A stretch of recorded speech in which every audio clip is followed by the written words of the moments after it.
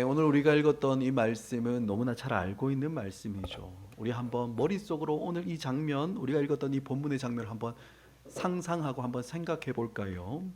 이른 아침이죠. 이른 아침에 예수님께서 성전에 앉아서 사람들을 가르치고 계십니다. 그때 조용했던 그 성전 안이 갑자기 시끄러워져요. 서기관들과 이 바리새인들이 어느 한 여인을 끌고 와 예수님 앞에 세웠기 때문입니다. 이 여인을 성경은 뭐라고 이야기합니까? 음행 중에 잡힌 여자다라고 이렇게 소개하죠. 그래서 이들은 예수님께 묻습니다. 선생님 율법에는 이런 여자는 돌로 치라고 그렇게 명했는데 선생님은 어떻게 말하겠습니까? 이렇게 물어요. 그런데 여러분, 이렇게 우리가 이 본문의 장면을 한번 쭉 생각해 보면 여러분 어떻습니까? 조금 이상한 장면이 있지 않습니까? 분명히 음행 중에 그 현장에서 간음하다가 그 현장에서 잡혀온 여자입니다. 그런데 여자는 있어요? 남자는 어디 있습니까? 그죠? 좀 이상하지 않습니까? 안 보여요, 남자가. 그죠? 간음은 혼자 하는 죄가 아니지 않습니까? 그래서 레위기 20장 10절을 보면 이렇게 이야기합니다. 어떻게 이야기합니까? 누구든지 남의 아내와 간음하는 자, 곧 그의 이웃의 아내와 간음하는 자는 누굽니까? 그 간부와 음부를 반드시 죽일지니라. 이렇게 말씀하고 있죠. 여기에서 간부는 남자를 이야기하고 음부는 여자를 이야기합니다. 그죠? 그런데 어떻습니까? 오늘 본문의 장면에는 음행 중에 잡혀온 여자는 있는데 남자는 없는 겁니다. 여러분, 지금 이 음행하던 여자를 잡아온 사람들이 누구라고요? 서기관들과 바리새인들이라고 이야기합니다. 여러분, 이 사람들은 어떤 사람들입니까? 율법을 너무 잘 아는 사람이죠. 율법에 정통한 사람들이라는 그 이야기인데, 여러분, 이들이 이 레위기의 말씀을 모를 리가 없지 않습니까?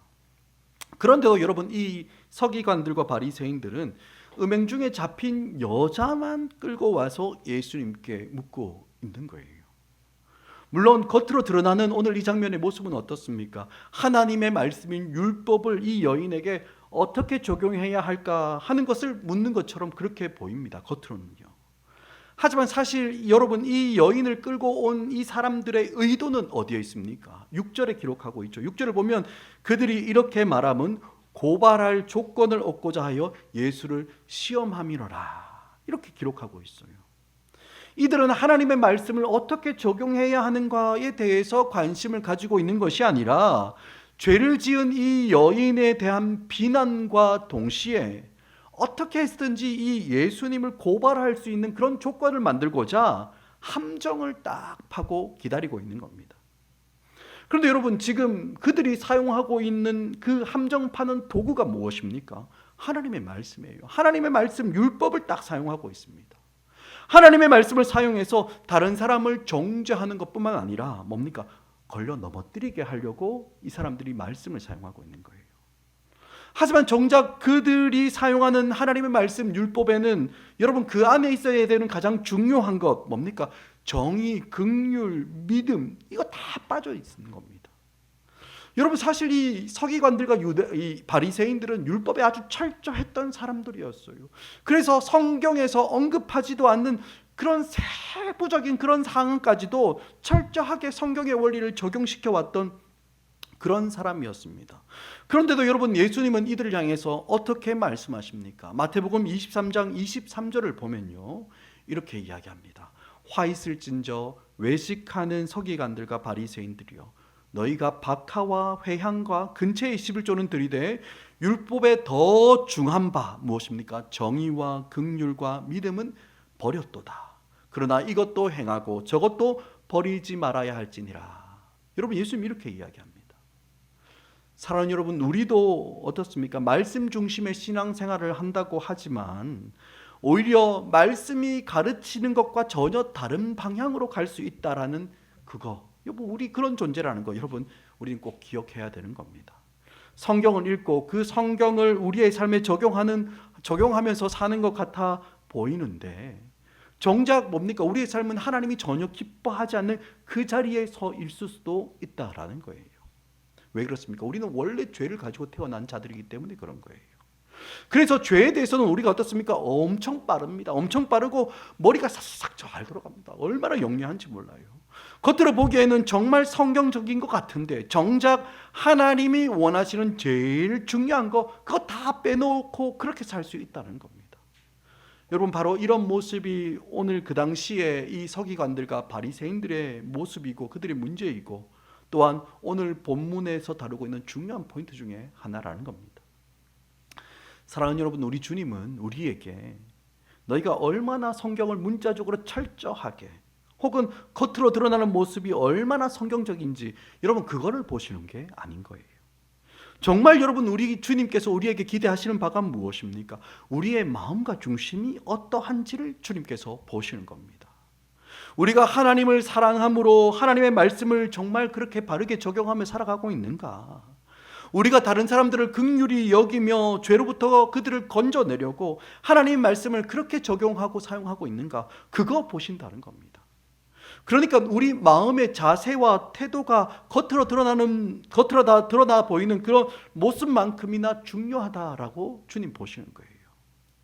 물론 그렇다고 해서 우리가 함부로 다른 사람의 마음과 동기를 판단해서는 안 됩니다. 우리는 그럴 수 있는 능력이 없거든요. 우리 중에 사람의 마음속을 쏙쏙들이 다 알아보는 사람이 있습니까? 우리는 볼 수가 없어요. 그러니까 여러분 어떻습니까? 우리는 판단해서는 안 되는 겁니다. 그죠? 절대로 다른 사람들의 생각, 다른 사람들의 마음, 동기 이거 판단해서는 안 됩니다. 하지만 여러분, 자기 스스로는 돌아봐야죠. 자기 스스로는 돌아봐야 됩니다. 우리가 말씀을 적용하고 성경의 원리를 가지고 어떤 일을 하려고 할 때 정말 내 마음 안에 있는 그것을 자세히 살펴봐야 돼요. 내 마음의 동기와 정말 나의 태도와 내 마음 중심은 어떠한지 그거 정직하게 살펴보는 거 너무너무 중요하다는 겁니다. 사랑하는 여러분, 오늘 본문에 나오는 이 서기관들과 바리새인들은 성경을 가장 많이 알고 가장 통달한 사람들이었습니다. 하지만 그들은 어떻습니까? 성경으로부터 가장 멀어져 버린 그런 사람들인 거예요. 이처럼 우리도 얼마든지 이 서기관과 바리새인과 같은 그런 신앙생활을 할 수 있다는 겁니다. 왜? 우리가 원래 그런 존재이기 때문에 그렇습니다. 우리가 하나님의 말씀을 많이 읽고 말씀을 많이 듣고 많이 배우면서 제일 성경적으로 사는 것처럼 보이는 그때에 어쩌면 제일 하나님과 상관없이 살아가는 그런 때가 있을 수 있다라는 거예요. 여러분, 하나님의 말씀인 성경이 우리를 데리고 가려고 하는 가장 중요한 지점이 어디입니까? 사랑입니다. 사랑. 그죠? 하나님을 사랑하고 이웃을 사랑하는 그 지점으로 우리를 데려가고 싶어 하는 거예요. 율법의 완성이 사랑이지 않습니까? 그런데 여러분, 오늘 본문에 나오는 이 서기관들과 바리새인들은 그 하나님의 율법을 잘 적용한다고 하면서도 정작 그들 안에 하고 있는 짓은 뭡니까? 하나님을 사랑하고 이웃을 사랑하는 거, 그런 것이 아니라 어떻습니까? 한 여인을 정죄하고 또 동시에 예수님을 함정에 빠뜨리려고 하고 있는 겁니다. 사랑이라는 그 말씀의 핵심, 신앙생활의 그 핵심에서 완전히 떠나 있는 거예요. 겉모습은 아주 성경에 철저한 것처럼 보이지만 전혀 하나님이 없는 그런 신앙생활을 지금 그들은 하고 있는 겁니다. 사랑하는 여러분, 오늘 이 서기관들과 바리새인들이 걸어오는 이 시험에 대해서 여러분 예수님이 어떻게 반응하십니까? 여러분 먼저 우리 6절 말씀 다시 한번 읽어볼까요? 6절 같이 읽습니다. 시작. 그들이 이렇게 말함은 예수를 시험함이라. 예수께서 몸을 굽히사 손가락으로 땅에 쓰시니. 아멘. 여러분, 예수님 어떻습니까? 아무 대답도 하지 않으십니다. 말씀하지 않았어요. 그저 몸을 굽혀서 손가락에 땅에 뭔가를 쓰고 계시는 거예요. 여러분, 예수님이 손가락으로 땅에 무엇을 쓰셨을까요? 여러분, 이 성경학자들은 이런 데 관심이 많아가지고 오랫동안 이거 가지고 엄청 많이 논쟁했습니다. 어떤 사람들은 이 가늠한 여자를 잡아온 그 사람들의 죄를 하나하나 기록했다라고 그렇게 주장하는 사람들도 있습니다. 자신의 죄가 어떤지도 모르는 채 이 여자를 잡아와서 예수님을 시험하려고 하는 그 사람들의 그 숨겨진 죄를 하나하나 땅에 쓰셨다라는 겁니다. 그럴듯하지 않습니까? 그죠? 또 다른 사람들, 이런 사람도 있어요. 하나님께서 주신 그 율법을 땅에 쓰셨다라고 말하는 사람들도 있습니다. 마치 하나님께서 모세에게 율법을 주셨을 때 어떻게 주셨습니까? 그 율법을 돌판에 하나님께서 직접 손으로 써서 주시지 않았습니까? 그러니 그 율법을 주신 하나님이신 예수님께서 친히 율법을 지금 땅에 손으로 기록했다라고 생각하는 사람들도 있어요. 여러분, 어떤 게 맞을까요? 저는 모릅니다. 저를 몰라요. 성경에 기록되지 않는 거 여러분 우리가 어떤 내용을 이걸 어떻게 알 수 있겠습니까? 그죠? 우리는 여기에 관심을 두면 안 되는 거예요. 우리의 관심은 이런 관심은 언제 우리가 하나님 앞에 서는 그날에 예수님께 한번 물어보시면 됩니다. 예수님 그때 뭐 쓰셨냐고 그때 한번 물어보시면 되는 거예요. 그죠? 사랑하는 여러분, 오늘 이 하나님의 말씀을 가지고 이 여인을 정죄하려고 있는 사람들의 어리석음을 오늘 본문에서 봐야 되는 겁니다. 말씀에 철저하고 아주 성경적인 것처럼 보입니다. 그런데 정작 그들이 하고 있는 짓은 뭐예요? 하나님의 말씀을 가지고 사람들을 정죄하고 비난하는 데 사용하는 겁니다. 하나님을 사랑하고 이웃을 사랑하는 것, 그것이 성경의 가장 중요한 핵심이고 가장 중요한 요체인데 이런 사랑은 어디에도 찾을 수가 없고 오히려 비난하고 정죄하고 심지어는 누군가를 그 말씀 가지고 넘어뜨리려고 하는 음흉한 계획을 가지고 하나님 말씀을 사용하고 있는 겁니다. 더 사랑하고 더 낮아지고 더 섬기고 더 희생하는 것으로 하나님의 말씀이 나타나고 우리 삶에서 드러나야 하는데 정작 말씀의 가장 중요한 핵심은 온데간데 없이 다 사라져버리고 만 거예요. 음행 중에 잡혀온 이 여인에 대한 그 어떤 긍휼의 마음도 이들에게서 찾을 수가 없습니다. 아니 죄 가운데 있는 여인을 정말 좀 바로잡아서 하나님께서 우리에게 허락하신 사람에게 허락하신 그 인생의 존엄과 영광을 다시 회복하고 그것을 온전히 누리도록 돕고자 하는 그런 마음, 정말 이웃을 사랑하는 마음 도무지 찾아볼 수 없어요. 물론 문자적으로는 어떻습니까? 하나님의 말씀을 적용하려고 노력하는 것처럼 보이기는 합니다. 하지만 정작 그 안에 있어야 하는 뭡니까? 하나님의 사랑과 하나님의 영광이 드러나는 것, 여러분 그것에 대해서 전혀 관심을 가지고 있지 않다는 겁니다. 사랑하는 여러분, 우리의 믿음과 우리의 신앙생활은 겉으로 드러나는 껍데기만 그럴듯하면 되는 게 아닌 거예요. 여러분 우리가 요한복음 7장에서 봤지 않습니까? 사람들이 예수님을 믿지 않았던 그 이유가, 제일 중요한 이유가 뭐였습니까? 마음 중심이 삐뚤어진 것이다 라고 그렇게 말씀드렸습니다. 그게 제일 큰 문제였어요. 예수님이 행하신 놀라운 기적을 보고도 믿지 않고 예수님의 그 권세 있는 말씀 교훈을 듣고서도 믿지 않는 이유는 그 마음이 삐뚤어져 있기 때문이었습니다. 여러분 우리의 마음 중심과 겉으로 드러나는 우리의 행동, 우리의 모습이 여러분 어떻게 될까요? 같이 똑같이 붙어서 나와야 되는 거예요. 우리가 머리로 알고 있는 그 성경의 지식과 또 성경이 그 말씀이 만들어내는 우리의 행동과 성품, 여러분 이것이 같이 붙어 있을 때 우리는 정말 하나님께서 원하시는 그 자리로 나아가서 서게 되는 겁니다. 입술로는 성경을 막 이야기하면서 정작 그의 성품과 우리의 행동이 성경적이지 못하면 여러분 우리는 뭐겠습니까? 오히려 말씀을 깨뜨리는 자, 여러분 그렇게 되는 거예요. 또 반대도 마찬가지입니다. 겉으로 드러나는 행동과 성경 성품은 막 강조하고 너무 좋아 보이는데 성경 말씀을 우리가 제대로 말하지 못하면 여러분 그것도 역시 진리를 무너뜨리는 것과 똑같은 거예요. 그러니까 뭡니까? 이 둘이 항상 붙어 다녀야 되는 겁니다. 여러분 이것이 말씀이 우리를 데려가고 싶어하는 그런 지점인 거예요. 사랑하는 여러분, 이것뿐만이 아닙니다. 오늘 이 서기관들과 바리새인들의 더 큰 문제가 있습니다. 여러분 무엇입니까? 다른 사람의 연약함과 허물을 가지고 예수님을 어떻게 합니까? 함정에 빠뜨리려고 하는 거예요. 가늠한 여자를 앞에 두고 예수님이 어떻게 하나 이거 한번 딱 보려고 덫을 딱 놓아버리는 겁니다. 그러니까 지금 이 서기관들과 바리새인들이 하는 짓이 어떻습니까? 겉으로 드러나는 모습은 뭡니까? 죄에 대한 분노가 막 드러납니다. 하지만 그 안에 있는 의도는 뭡니까? 경건함, 거룩함 이런 것이 아니라 너무나 정치적이고 세속적인 그런 얄팍한 꼼수를 지금 쓰고 있는 거예요. 여러분 세상에 이런 사람들이 얼마나 많은지 모릅니다. 입으로 떠드는 말은 언제나 정의를 이야기하고 공의를 이야기하고 상을 외칩니다. 그런데 하는 짓거리들을 보면 다 상대를 넘어뜨리려고 하고 언제나 자기의 이익만 추구하는 거예요. 자기가 하는 일은 다 괜찮다고 다 합리화하면서 똑같은 일을 다른 사람들이 하고 있으면 다 나쁜 놈이라고 정죄하는 겁니다. 얼마나 얄팍합니까? 그런데 문제가 있어요. 여러분 이런 사람들이 여러분 어디 세상에만 있습니까? 교회 안에도 있다라는 거예요. 교회 안에서도 신앙생활을 하는 사람들도 다 이러고 있는 겁니다. 여러분 정말 신앙인들이 그렇게 되면 여러분 얼마나 더러운 악취가 나는지 모릅니다. 물론 세상 사람들이야 원래 하나님이 없는 사람이니까 소망이 없으니까 그러려니 하고 우리가 좀 참을 수 있어요. 그런데 신앙인들이 믿음을 가졌다고 이야기하는 사람들이 교회에 매주마다 나가서 예배 드리는 사람들이 여러분 이렇게 하고 있으면 이건 완전히 다른 문제예요. 완전히 심각해지는 문제인 겁니다. 여러분 오늘 서기관과 바리새인들을 하는 짓을 한번 보십시오. 하나님의 율법, 하나님의 말씀에는 간음한 자는 그 남자나 여자를 돌로 쳐서 반드시 죽이라고 규정합니다. 하지만 그 당시에 로마 실정법은 여러분 어땠습니까? 다른 사람의 생명을 빼앗는 그 사형은 피지배 민족 스스로가 내릴 수 없도록 그렇게 규정하고 있었어요. 그러니까 이 지금 뭡니까? 하나님의 말씀인 이 모세의 율법과 이 로마의 실정법 사이가 이게 서로 충돌하고 있는 그 지점인 겁니다. 유대인은 로마의 피지배 민족이었기 때문에 다른 사람의 생명을 빼앗는 결정은 자기들끼리 내릴 수가 없는 겁니다. 그래서 여러분 예수님께서 십자가를 지실 때도 어떻게 했습니까? 유대인들의 기구였던 사내드린 공회에는 예수님을 사형시킬 권한이 없었습니다. 그래서 어떻게 합니까? 로마 총독인 빌라도의 이 법정으로 예수님을 끌고 가기까지 하죠.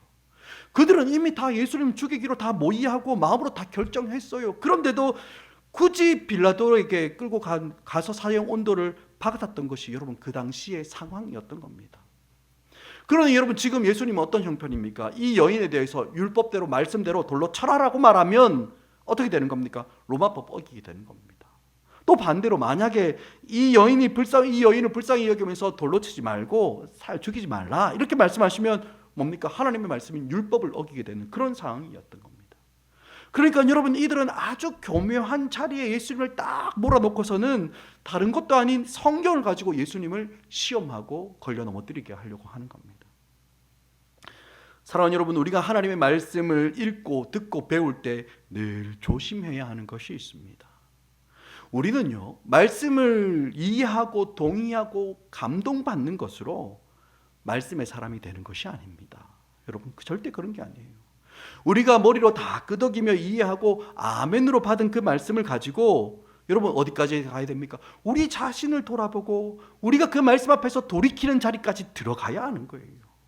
하지만 여러분 자신을 말씀 앞에 세우기는커녕 오히려 그 말씀을 가지고 다른 사람을 판단하고 시험에 빠뜨리는 데 사용하고 있다면 우리는 예수님을 넘어뜨리는 이 서기관과 바리새인들과 다를 게 하나도 없다는 겁니다. 여러분 우리 정신 바짝 차려야 됩니다. 하나님 말씀 가지고 자신을 깨뜨리고 자신을 바꾸려고 하지 않고 도리어 다른 사람 막 판단하고 급기야 하나님의 아들을 시험하려고 드는 이 어리석은 이 바리새인들과 서기관들, 여러분 이 사람들 어떤 사람들이었습니까? 말씀의 전문가들이었어요. 통달한 사람이었습니다. 그러니까 얼마나 많이 읽었느냐, 우리가 얼마나 많이 들었느냐, 우리가 말씀을 얼마나 많이 이해하고 있느냐, 여러분 이것과는 전혀 상관없는 문제라는 거예요. 물론 우리는 말씀을 더 많이 읽어야 됩니다. 더 많이 듣고 더 많이 알아야 돼요. 또한 하나님의 말씀을 통해서 깨닫기도 하고 또 감동을 느끼기도 해야 합니다. 하지만 이 귀한 하나님의 말씀을 누구를 향한 말씀입니까? 나를 향한 말씀으로 듣는 거예요. 나를 향한 말씀으로. 여러분 정말 이 귀한 하나님의 말씀을 나를 향한 말씀으로 듣지 않고 자기를 돌아보는 도구로 쓰지 않고 오히려 다른 사람을 판단하고 정죄하고 넘어뜨리는데 그렇게 사용한다면 여러분 그것만큼 어리석은 짓은 없는 겁니다. 사랑하는 여러분, 오늘 이 어리석은 무리들을 향해서 예수님께서 뭐라고 말씀하십니까? 여러분 오늘 본문 7절입니다. 우리 7절 말씀 함께 같이 읽습니다. 시작. 그들이 묻기를 맞이 아니하는지라 먼저 돌로 치라 하시고. 아멘. 여러분 이 예수님의 말씀이 정말 절묘하지 않습니까? 돌로 치라는 하나님 말씀, 율법은 그대로 살려놓습니다. 절대로 율법을 무시하거나 폐하지 않으시고 하나님 말씀을 그대로 받아요. 성경은 돌로 치라고 하지만 지금 상황이 어쩔 수 없지 않느냐라고 그렇게 말씀하지 않으십니다. 예수님은 율법에 있는 그대로 돌로 치라라고 말씀하십니다. 하지만 동시에 어떻게 말씀하십니까? 죄 없는 자가 먼저 돌로 치라라고 말씀하시죠. 지금 예수님은 하나님의 말씀을 잘못 사용하고 적용하는 사람들에게 뭡니까? 자기 스스로를 돌아볼 수 있는 그 눈을 활짝 열어주고 계시는 겁니다. 여러분 우리가 말씀을 근거로 해서 다른 누군가를 판단하고 정죄하려고 할 때 여러분 우리가 꼭 기억해야 되는 말씀이 있어요. 먼저 마태복음 7장 1절부터 3절까지 우리 너무나 잘 아실 말씀인데 우리 같이 한번 읽어보겠습니다. 시작. 비판을 받지 아니하려거든 비판하지 말라. 너희가 받는 그 비판으로 너희가 비판을 받을 것이요 너희가 헤아리는 그 헤아림으로 너희가 헤아림을 받을 것이라. 어찌하여 형제의 눈 속에 있는 티는 보고 내 눈 속에 있는 들본을 깨닫지 못하느냐. 아멘. 여러분, 누군가를 판단하고 정죄할 때 여러분 이 말씀 꼭 기억하셔야 됩니다. 여러분, 또 기억해야 되는 말씀이 있어요. 로마서 2장 1절입니다. 이것도 같이 읽습니다. 시작. 그러므로 남을 판단하는 사람아, 누구를 막론하고 내가 핑계하지 못할 것은 남을 판단하는 것으로 내가 너를 정죄함이니 판단하는 내가 같은 일을 행함이니라. 아멘. 여러분, 여기만 나올 거예요. 갈라디아서에서 또 나옵니다. 갈라디아서 6장 1절도 같이 있습니다. 시작. 형제들아, 사람이 만일 무슨 범죄한 일이 드러나거든 신령한 너희는 온유한 심령으로 그러한 자를 바로잡고 너 자신을 살펴보아 너도 시험 받을까 두려워하라. 아멘. 여러분, 우리가 세 군데의 성경을 찾아서 읽어봤습니다. 여러분, 이것뿐만 아니라 모든 성경이 이것을 이야기할 때는 여러분 계속해서 우리에게 말씀하고 있는 내용이 뭡니까?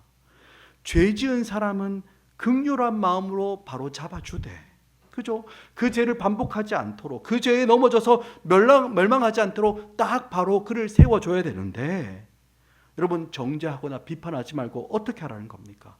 그를 붙들어주고 살려주는데 어떻게 해요? 먼저 자신을 돌아보아서 너도 우리도 동일한 죄에 빠지지 않도록 똑같은 죄의 경향성이 우리 속에 있는 줄 알고 우리 자신을 먼저 돌아보고 두려워하고 근신해야 된다라고 그렇게 먼저 말씀하고 있는 겁니다. 하지만 여러분, 오늘 이 서기관들과 바리새인들은 하나님의 말씀을 자기에게 적용하지 않고 어떻습니까? 다른 사람에게만 적용하려고 해요. 죄를 짓던 그 현장에서 그 여인이 붙들려 왔기 때문에 이 여자는 분명한 죄인입니다. 하지만 이 여자를 붙잡아 온 자기들은 자기가 지은 죄를 다른 사람들이 들킨 적이 없는 거예요. 그렇기 때문에 마치 나는 죄가 없는 것처럼 스스로를 그렇게 여기는 겁니다. 그래서 다른 사람을 비난하고 정죄할 뿐만 아니라 하나님 말씀을 가지고 두려움 없이 다른 사람을 걸려 넘어뜨리게 하는 그런 자들이었던 겁니다. 하지만 사실 가늠하다가 잡혀온 여인이나 하나님 말씀을 가지고 다른 사람을 넘어뜨리는데 사용하는 바리새인 서기관들이나 여러분 어떻습니까? 모두가 다 그 안에 뭐가 있습니까? 죄가 있는 거예요. 그런데도 하나님의 말씀이 오늘 나를 향한 말씀임을 전혀 인정하지 못하고 오히려 다른 사람을 정죄함으로 나는 죄인이 아닌 척하기에 바쁜 이들 안에 있는 그 더러운 죄의 모습, 그들은 깨닫지 못하고 있는데 예수님은 뭡니까? 죄 없는 자가 먼저 돌로 치라, 이 말씀 한마디에 그들의 그 적나라한 모습을 고스란히 보여주고 있는 겁니다. 사랑하는 여러분, 하나님의 자녀들은 다른 사람들의 연약함들과 죄인된 모습들을 보면서 나는 그런 죄 짓지 않았다라고 스스로 만족하면서 다른 사람들에게는 거룩함을 강요하는 그런 사람들은 아닌 거예요. 그죠? 내가 알고 있는 그 얄팍한 성경 지식 가지고 다른 사람을 정죄하고 판단하면서 마치 나는 그 사람보다 더 훌륭하고 더 나은 사람, 더 선한 사람으로 스스로 여기시면 큰일 납니다. 하나님 말씀을 이런 식으로 사용한다면 여러분 어떻습니까? 나도 망하는 거고 다른 사람들도 다 망하는 겁니다. 여러분, 오늘 예수님께서 죄 없는 자가 먼저 돌로 치라는 이 말씀은 완전하고 죄 없는 사람만이 다른 사람을 판단할 수 있다라고 하신 말씀이 아니에요. 너도 허물과 죄가 많으면서 무슨 다른 사람의 죄를 지적질할 수 있느냐, 그것을 말씀하시는 것도 아니고요. 또 모두가 다 죄인이기 때문에 누가 그 사람에게 돌을 던질 수 있겠느냐라고 그렇게 말씀하시는 것도 아닌 겁니다. 여러분, 죄가 죄라는 것을 드러내고 그 죄에서 떠나게 교정하는 것은 여러분 어떻습니까? 교회가 해야 되는 가장 중요한 일 중에 하나예요. 여러분, 교회는 진리와 거룩함을 딱 가지고 있는 그런 공동체입니다. 그래서 여러분, 교회가 해야 되는 일 중에 하나는 죄가 무엇인지 드러내고 그 죄에서 떠나게 하는 것이 교회의 역할 중에 하나인 겁니다. 여러분, 그래서 교회는 죄를 짓고 있는 지체들을 향해서 약간 무시하고 아예 보지도 않고, 아니면 또 죄 짓는 거 뻔히 알면서도 그냥 눈 감아버리고 쓱 지나가는 여러분 그런 공동체가 아닌 겁니다. 여러분, 교회가 사람들의 눈치를 살살 살피다가 분명히 그것이 죄임에도 불구하고 그냥 눈 감고 그냥 지나가 버리면 여러분 그것은 그 사람만 망하는 것이 아니라 그리스도의 몸된 교회인 정말 공동체도 함께 망하게 되는 겁니다. 여러분, 교회는요 절대로 죄를 가볍게 생각하지 않고 죄를 그냥 넘어가는 그런 공동체가 아닌 겁니다. 여러분, 그렇다면 오늘 예수님께서 하신 죄 없는 자가 먼저 돌로 치라라는 그 말씀의 뜻이 무엇입니까? 교회가 죄를 다룰 때 어떻게 해야 하는지 그 자세를 말씀해 주시는 거예요. 죄 짓는 너, 죄 안 짓는 나, 이것을 비교하는 것이 아닌 겁니다. 죄 지은 사람을 말씀 앞에 딱 세울 뿐만 아니라 그와 똑같은 죄의 경향성, 죄의 본성을 가지고 있는 나도 그 말씀 앞에 세우라는 거예요. 그죠? 지금 죄로 넘어져 있는 사람은 물론이고 또 언제든지 죄에 넘어지기 쉬운 나도, 그죠? 같이 똑같이 보면서 넘어져 있는 그 지체를 다시 일으켜 세우고자 하는 그 마음으로 죄의 문제를 우리가 바라봐야 한다라고 주님 말씀하시는 겁니다. 죄를 아무렇게나 여기며 그냥 유야무야 지나가서도 안 되고, 또 동시에 하나님의 말씀을 다른 사람의 죄를 정죄하고 판단하는 도구로만 쓰는 것이 아니라 그 말씀 앞에 그 사람만이 아니라 나도 세워야 되는 겁니다. 나를 같이 세우면서 나도 함께 회개하고 자복하는 심령을 가지고 함께 온전함으로 나아가도록, 함께 죄와 싸워가는 것이 여러분 교회가, 공동체가 죄의 문제를 다루어가는 자세이고 태도이고 과정이다라고 주님 말씀해 주시는 겁니다. 사랑하는 여러분, 죄 없는 자가 먼저 돌로 치라는 이 예수님의 말씀에 눈이 확 열렸습니다. 이 유대인들, 여러분 그 유대인들이 어떻게 됩니까? 양심의 가치를 느끼면서 어른으로부터 시작해서 젊은이까지 하나 둘 그 자리에서 다 떠나갑니다. 그렇게 모두가 다 떠난 그 자리에 이제 누가 남았습니까? 예수님과 이 여인만 딱 남아 있어요. 여러분, 이때 예수님께서 이 여인에게 무슨 말씀하셨습니까? 10절과 11절에 나오는데 우리 10절 11절 같이 읽습니다. 시작. 예수께서 일어나사 여자 외에 아무도 없는 것을 보시고 이르시되 너를 정죄하는 자가 없느냐? 대답하되 주여 없나이다. 예수께서 이르시되 나도 너를 정죄하지 아니하오니 가서 다시는 죄를 범하지 말라 하시니라. 아멘. 여러분, 지금 예수님께서 간음하다가 그 현장에서 잡혀온 그 여인과 또 그를 율법으로 정죄하며 찾아왔던 그 무리들 향해서 하시는 말씀이 무엇입니까? 다른 게 아니라 새로운 시대가 도래했다라는 것을 말씀해 주시는 거예요. 새로운 시대는 어떤 시대입니까? 그 어떤 죄인도 죄로 말미암아 멸망당하지 않고 죄 씻음을 받고 용서받을 수 있는 새로운 시대가 왔다라고 말씀하시는 거예요. 구약의 율법처럼 죄를 억누르고 죄를 억제하는 것이 아니라 죄를 정결하게 하시는 겁니다. 죄를 깨끗하게 씻어주시는 새로운 시대가 이 땅에 임하였다는 것을 주님 말씀하시는 겁니다. 어떤 죄든 상관없습니다. 자기가 죄인됨을 깨닫고 자기의 악함을 보고 자기의 죄로 인해서 수치와 부끄러움을 깨닫고 회개하며 돌이키는 모든 자들에게 죄가 용서되는 새로운 시대가 왔다라는 거예요. 그저 문자대로 적용하고 정죄하고 본보기를 막 보이면서 죄를 억제하고 억누르면서 다루는 그런 방식이 아닌 거예요. 성령께서 우리 마음마다 심령마다 말씀을 새겨주시고 또한 죄를 이길 수 있는 그 능력을 주셔서 죄를 용서받을 뿐만 아니라 그 죄를 이기는 새로운 시대가 도래하였다는 것을 보여주시는 것이 사실 오늘 말씀의 핵심인 겁니다. 사랑하는 여러분, 이 여인과 예수님이 서 있던 곳에는 더 이상 정죄할 사람이 아무도 남아있지 않습니다. 여러분, 이처럼 예수님과 함께하는 우리를 정죄할 자가 아무도 없음을 여러분 믿으시기 바랍니다. 물론 우리가 윤리적으로 도덕적으로 떳떳해서도 아니고 우리의 내면과 우리의 겉모습이 일치해서도 아닙니다. 우리가 예수님을 믿고 정말 우리가 예수님을 믿고 난 이후에 다시 죄의 길에서 들어서는 것, 여러분 그게 얼마나 쉬운 일인지 우리가 너무 잘 알지 않습니까? 우리는 예수 믿는다고 하지만 얼마나 쉽게 죄자리에 또다시 빠집니까? 하지만 여러분, 그럼에도 불구하고 그리스도 안에 있는 우리에게는 정죄함이 없습니다. 왜 그렇습니까? 다른 이유가 있어서가 아니에요. 우리 구주 예수님께서 우리 죄를 위해서 십자가를 지시고 보혈을 흘려주셔서 우리의 모든 죄에 대한 대가를 지불하시는 대속의 은혜가 여러분 일어났기 때문임을 여러분 믿으시기 바랍니다. 여러분, 하지만 이 예수님의 십자가 지심으로 우리 죄를 대속하셨다고 여러분 우리가 죄를 짓는 일에 담대해서는 안 되는 겁니다. 그죠? 죄는 어떻습니까? 주님을 너무너무 아프게 하는 문제예요. 뿐만 아니라 죄는 모든 불행의 뿌리이기도 합니다. 물론 사람들이 불행의 원인으로 이야기하는 게 무엇입니까? 돈이 없어서 문제이고, 힘이 없어서 문제이고, 나를 도와줄 사람이 없어서 무시당하고 경쟁에서 도태되는 것이 문제라고 이야기합니다. 하지만 여러분, 이런 모든 문제의 근원이 무엇입니까? 죄로부터 온 겁니다. 죄로부터. 자기 중심적인 마음과 우리의 악함이 모든 문제와 불행의 근원인 거예요. 여러분, 성경은 그 어디에도 죄는 아무것도 아니다, 무시해도 된다, 이렇게 말씀하지 않습니다. 여러분, 성경을 한번 보십시오. 성경이 어떻습니까? 창세기 1장과 2장에서 하나님께서 천지와 만물을 창조하신 그 내용이 딱 끝난 이후에 곧바로 이어지는 창세기 3장에서부터 성경의 마지막인 요한계시록 끝까지 여러분 계속해서 다루고 있는 내용이 무엇입니까? 하나님께서 죄를 얼마나 미워하시는지, 그죠? 그 하나님께서 그 죄를 어떻게 다루셨는지, 그거 계속해서 말씀하시는 것이 성경의 내용이지 않습니까? 여러분, 그게 뭡니까? 그만큼 중요하고 어려운 주제가 죄라는 겁니다.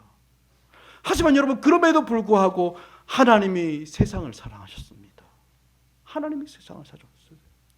하나님이 세상을 사랑하셔서 독생자를 우리에게 보내주셨습니다. 그를 믿는 자들이 죄 가운데서 멸망하지 않고 영생을 얻도록 하기 위해서 하나님은 하나뿐인 독생자 예수님을 이 땅에 보내셔서 죽음으로 내어주시기까지 하신 그 사랑을 우리에게 보여주신 겁니다.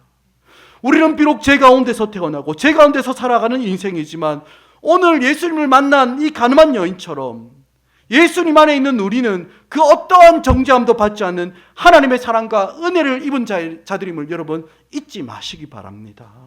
사랑하는 여러분, 죄를 지어서 돌에 맞아 죽어야 한다는 그 여인도 예수님은 아껴주셨어요.